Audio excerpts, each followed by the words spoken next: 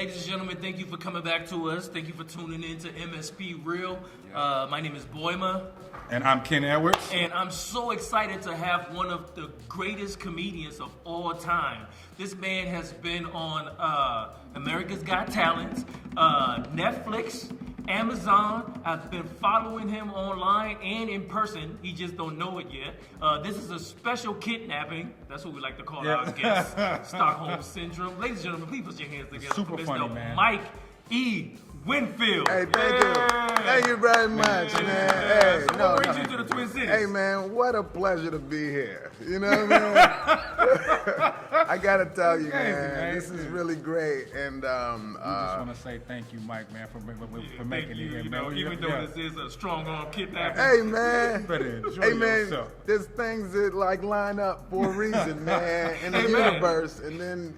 Because God don't make no mistakes. God don't make no mistakes. Absolutely. Especially if you got a gun in your hand. God don't make no mistakes. Absolutely, man. And I think that's where we are. And I'm just hanging out in town, man. I try to come to many as often as possible to work. Okay. You know, and it's always great during the cold season because people need a place to go inside. Right. And that's when I show up to tell some jokes.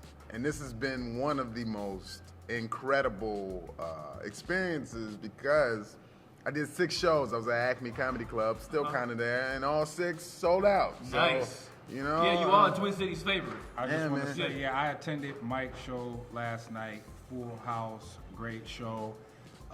Super funny, man. Great. He's there tonight. Tell him about what's going on. I'm there tonight, man. There's 2 more. I mean, they sold out, but you can stand outside, you know, if you were going to show up.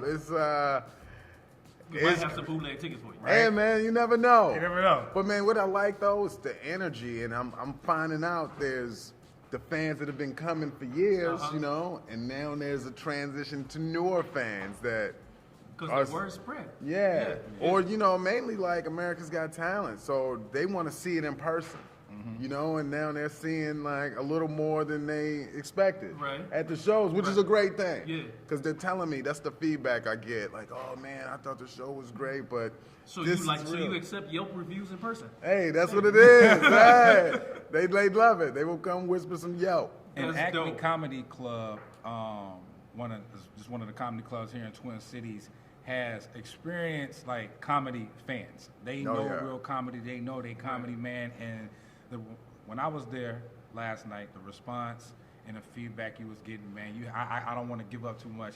Man, you was killing them, man. Hey, man, I appreciate it. Thank you. Thank But you. even your sets that are on stage, like just your little snippets, like you always kill them. What I like about your comedy is, like you would take like the simplest thing, like brushing your teeth or like, you know, saying hi to strangers and turn that into like a 3-minute funny scenario where people can relate and be like, you know, I never really even thought about it like that, or I never even thought that would be funny. And look at you, like you're, like you said, you're like a caricature, or like if you're watching a cartoon in person, that's you. Hey, man, it's interesting because, you know, it took years to realize that everyone's mind doesn't work the same. Whereas I'll say something and I just assume, oh, this is how everyone thinks, so everyone would get this. And then is when I find out, nah, man, you just keep doing whatever that is. Just whatever that is you do, keep doing that. And that's what I decided my goal was, man. Like, some of my great people that I have admired in comedy, they find a lane and they just go as far down it as they can, where you're like, they're the only ones that do whatever that is. So speaking of greats, who would you throw out there to be like, yo, this is my inspiration, this is who I gravitated towards when I was younger? Or who's your Mount Rushmore? You know we're going to ask you that. Right. I don't like the word Mount Rushmore because there's really no black people on Mount Rushmore. I like, because it's like you can only fit 5 on there, but then there's so many, right? Because you don't want to leave nobody out. So if you just spew out names, we'll just call it the Mike E. Rushmore. Yeah. Hey, man, there's so many different reasons. So you can start with who I think is like the greatest. Who I think is the greatest is Patrice O'Neal. Okay. So I feel like he was on that list. Rest in peace. Man. He was doing stuff that only he does, but he was consistent on the stage and off the stage. And he's one of those ones where I gotta watch it a few times to see what is actually material. Cause I'm like, no way, like this was rehearsed or written. Right. And then when you find it, you're like, oh, he's a genius. And I think like certain, like I keep saying, guys that are one of a kind do that. I think Martin is one of the reasons I started. Martin? Yeah, because, you know, Def Jam, but I remember the first thing I ever saw was like that you know, we weren't supposed to be watching. It was that Eddie Murphy Raw tape. Man, and hilarious. Yeah. He apologizing to his parents. My bad. I broke into the cabinet. And it was just that reality that, like, oh, there's other careers. You know, you raised, like, you got to be a teacher or something, or a doctor or a lawyer. And then you like, wait, you can get paid just talking shit? Yep. You know, right? That you think about. Yeah, right. They paying them? Yeah, man. And Where that did was you grow like, up?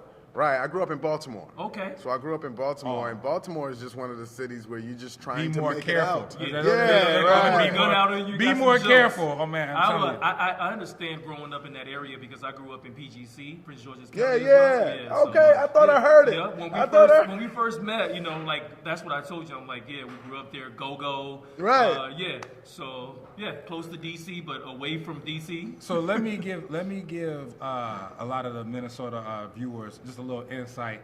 See, Be More and in DC is kind of how like Minneapolis and Twin Cities is. Two close cities, Twin Cities, but it's like the bizarro version of it. You know what I'm saying? These two, it's not like there's the good cop, bad cop, or the good sister, bad sister. It's bad sister, worse sister. With Be More in DC. Would you say that, dude? It's like, this is the capital? And This is the capital? I would label it as more like family members, but you got grimy people on both sides. Man. DC like, you're going to get robbed at that family reunion by your own people. Yeah, man. It's an interesting place. And then you become immune to it.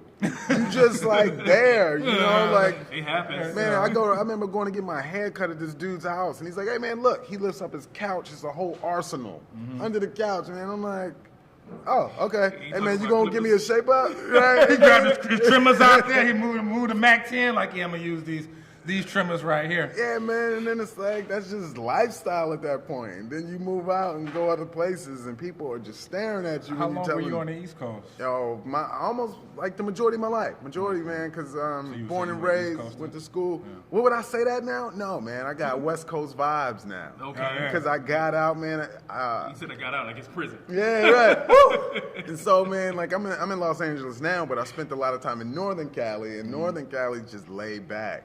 It's around just the Bay Area, yeah, Sacramento Bay Area, all of that. Yeah. And man, I tell you, you just inherit calm, because people are chilling, man. You know, you getting introduced to, like, I don't even really smoke weed, but you getting introduced to it. Everybody's just calm and cool. Relaxed. And so let me it's ask laid you, back.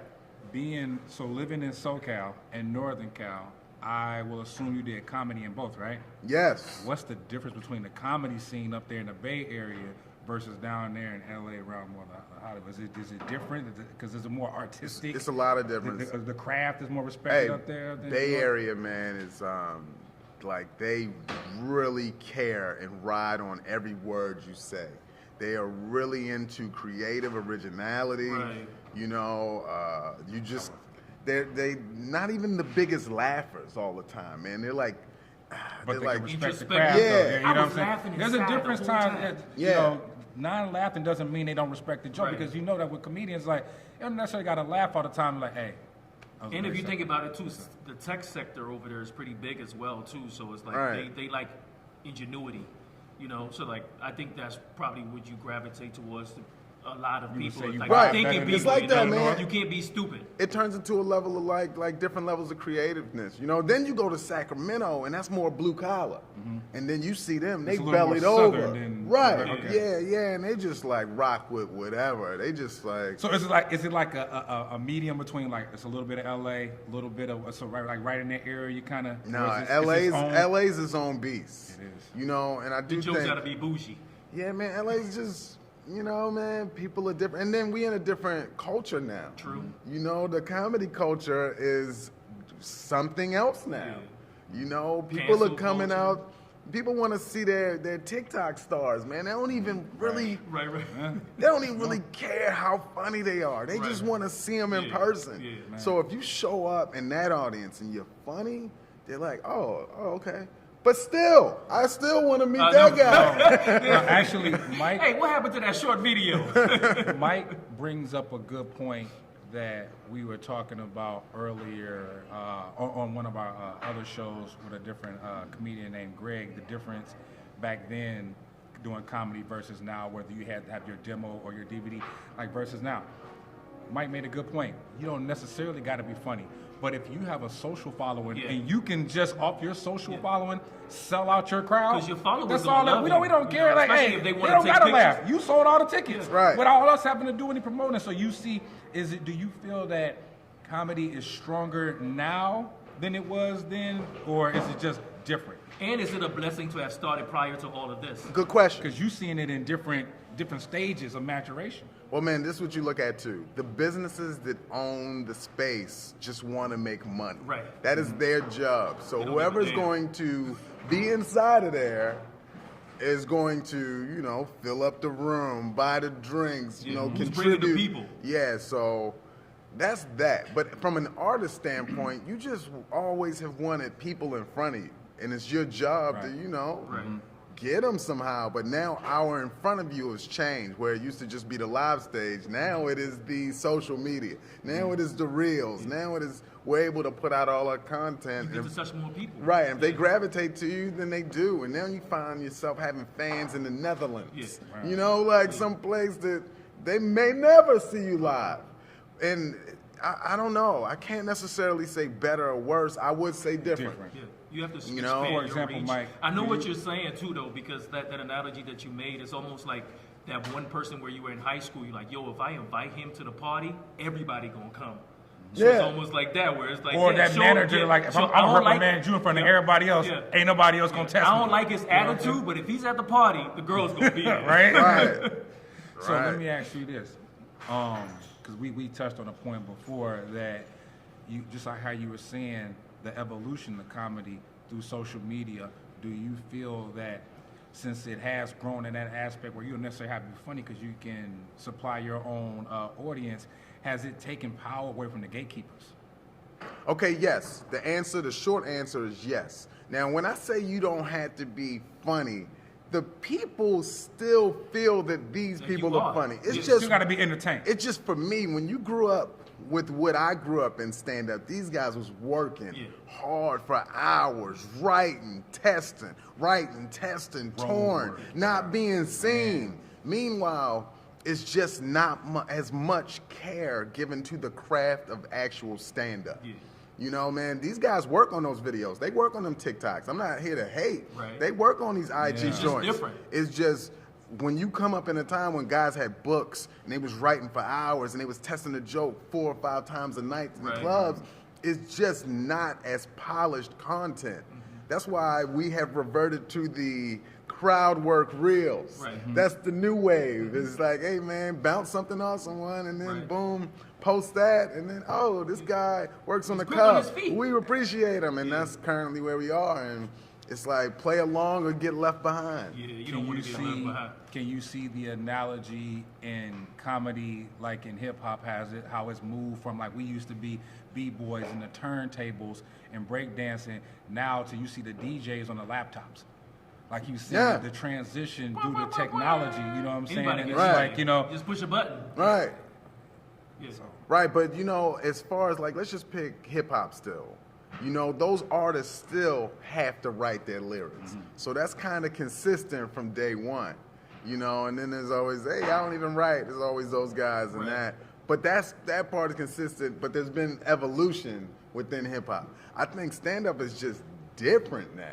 It's like the craft of it is like, hey, it might be leaving us. It might be fading away, man. We're like the last philosophers. They trying to put all the rules on our speech. They trying to take us out and not let us. And then even if you look at it from this standpoint, right? If a news happens today, by the time you get on stage, like somebody's already died. People have already read like comments underneath it. So it's like, how do you attack that joke and come up with something original where you're like, oh, this hasn't been touched before, right? Because it's almost like we're now in a news age where it's like by the time something gets to the newspaper, it's like a stock tip. Yeah, it's already been on TV. So I understand. So it's like you just got to find a way to navigate through all of that. Or find your people, and they just want to hear your perspective. Right, yeah, true. Like your people want to hear what you have to say about it. And I think that's the thing about you is because you've built from the ground up. Like people do want to hear what you say as opposed to someone who's now just coming off of TikTok. If they don't have, the foundation is not strong. So that's so weak it could crumble at any point. I'll tell you this is something very special that a lot of my people know is that I don't do a lot of interviews. Hey man, this is very rare. I'm glad we kidnapped you. Yeah, man, right. So we ain't gonna bring that. Hey man, no man, and it's a reason, man. I just stay low key and save it, man. Like I think of, the guys that are good at it. The Muhammad Ali's, Tupac's. I respect interviews, and I respect how much they have. And even though I'm watching a lot of the same ones, it's still great. It's just how it is. So what did you eat today before the interview, and how would you rate it? Chef Guillermo, what was it called? Man, shout out to Chef Guillermo. He be in there, man. I swear, man. That's hilarious. But this is what I'll say, man. He's talented. I threw out vegan options, man. He supplied options. And man, I ended up with this tofu scramble, man. That was like, it lived up. Okay. Hey man, let me tell you, he took his time too. It didn't come out quick. No, seriously. My guy was back there for a minute, man. Like he was amazing in there. Yeah, he know what he's doing. Yeah. So Chef Guillermo, now that Mike E has endorsed you, it's not an official endorsement, but yeah. So next time he's back in town, he's gonna come back here, and he's gonna have a plethora of food. So next time you come back, it's on me. Hey, It's man. actually it's on MSP. I don't mind supporting the business, No, man. but you support the business, still eat for free. Okay. That's right. If that's what you say, then yes. Hey, we're the best kidnappers ever, right? We got you. And we think you top of the line. Yeah, man. All right. That was from scratch. But we really appreciate you being I want here. to, before you go, I just want to put out this that I learned about this, because I don't know what fountain of youth that Mike has been drinking from. Let us tell people how long you have been doing comedy. You've been in this, man. This guy has been preserved. This dude, like, it's like he just. It's that East Coast Baltimore man, flavor. when you tell these guys, I was like, what, Mike? No, you don't wait till this age, man. No, I will. It's amazing. Yeah, man. I'm touching 21 years of stand-up. Look at this guy. Yeah, man. Look at this guy. Old enough to drink. Yeah, man, man, this right. guy, man. Hey, man. And look, maybe I got in the game early. Maybe that's what started doing it it is. at 2. He had to, or 11. Yeah, man, I got it. And man, it's a great journey. You know what I mean, man? Being able to do something you love, I never take it for granted. And it's like, maybe that's it. Maybe that just keeps you young, you know? Man, laughter is the best. Maybe laughter is the best fountain of youth. Maybe it is. Yeah. When is the next? What you got going on next? Like, what would people look forward to? Like specials? Yeah, man. When will you be on TV next? Right, man. I just filmed a special about 3 weeks ago in Vegas. I'm gonna put that out, man. I feel like I'm gonna shop it, but ownership is everything. So I'm just happy to put out art, man. I'm an owner, man. I'm an artist. I just want it out so I can move on. I'm the type that if I don't put this joke out, this same joke is gonna be 12 minutes. And that's what was starting to happen, man. I wrote a breast milk joke, and it was like 17 minutes, and I'm like, nobody wants to hear 17 minutes. Baby of ain't when I heard last baby night. ain't even gonna suck on for that long, you know. It was that, man. You heard 2 parts It was of it. hilarious, man. And see, I don't want to say that and give away, but you guys got to, whenever he's in your city, if you are able to come down there, if you see this in time, Mike E Winfield, check this guy. Where you out. at next? Check him out. Yeah, man. Coming up, I got Ann Arbor. I'm gonna be out in Ann Arbor. I got the Punchline in San Francisco. I'm going to Baltimore. I'm going back to Vegas. Home. Yeah, I'm coming home. Tell the world. Right. So, man, the tour's crazy, and social media, man. That's where it's at. All right. So, what's your handle? Yeah, everything with the E in the middle. So it's Mike E Winfield across the board. TikTok, Instagram probably the most. Facebook. What's the other ones? Whatever it is, I'm on it. OnlyFans. They got it. OnlyFans, man. No, I really do. Yeah, I got the OnlyFans joint, man, and I'm over it. I'm on it. So you go on the OnlyFans, the hat and glasses don't come off on the OnlyFans. Unless you pay extra. That's subscription, right. But thank you so much, man. No, man, my pleasure, man. Thank y'all for having me, man. Absolutely. Hey, good deal, right? You made this a real commitment. No, thank you, man. Mike E Winfield, everybody, man. Thank you very much. Yeah. And thanks, Art, for having them come through. Man, we appreciate you. He gets his cut too. Yeah. We don't get it.